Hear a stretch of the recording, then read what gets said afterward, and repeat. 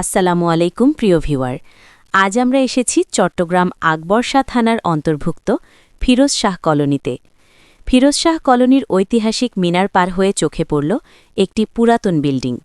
মনে মনে ভাবলাম, হয়তো এই পুরাতন বিল্ডিংয়ে কোনো ঊর্ধ্বভাষীকে পাব।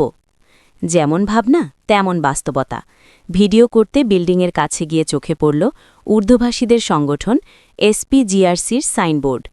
বিল্ডিংয়ের ভেতর প্রবেশ করতে দেখা হল ফয়সাল ও শাহনওয়াজ সিদ্দিকী ভাইয়ের সাথে। তারা বসার জন্য অফিসের চেয়ারে এগিয়ে দিলেন। চেয়ারে বসতে না বসতেই তাদের ক্যাম্পের জায়গা সংক্রান্ত সমস্যা বর্ণনা করতে লাগলেন। তাকে থামিয়ে বললাম, আপনি আপনার বর্ণনা ভিডিওতে বলেন। চলুন শাহনওয়াজ সিদ্দিকীর মুখে শোনা যাক। আসসালামু আলাইকুম। আমার নাম মোহাম্মদ শাহনওয়াজ আহমদ সিদ্দিকী। পিতার নাম মৃত মুস্তাক আহমদ, মাতার নাম নাসিমা আক্তার। আমি পূর্ব ফিরোজ শাহ কলোনি ও বাঙালি ক্যাম্প আকবর শাহ চট্টগ্রামে আমি বসবাসকারী। মিনার সংলগ্ন প্লট নম্বর 3 এসপিজিআরসি অফিস সংলগ্ন, ওখানে আমি বসবাস করি দীর্ঘ স্বাধীনতার পর থেকে। 1971 সাল হইতে আমি এই এলাকাতে বসবাস করি। বিভিন্ন সময় বিভিন্ন সমস্যা নিয়ে আমাদের উপরে অনেক সন্ত্রাসী হামলা মামলা হচ্ছে। আশেপাশে যাদের জায়গা জমি বরাদ্দ হজিং দিয়ে দিয়েছে, নতুন নতুন লোক নোয়াখালী, কুমিল্লা, বরিশাল যেখান থেকে আসে জায়গার মালিক বলে দাবি করে, তার রেজিস্ট্রি নিয়ে আমাদের যেখানে আমাদের অফিস আছে এসপিজিআরসি রেড ক্রস, সেখানে আমরা বসবাস করি। সেখানে আমাদের সীমাবদ্ধগুলোকে লড়াই দেওয়া হচ্ছে, জুলুম করা হচ্ছে। এই জায়গাটায় রেজিস্ট্রি নিয়ে ফেলছি, 3 ফুট 4 ফুট পাবো।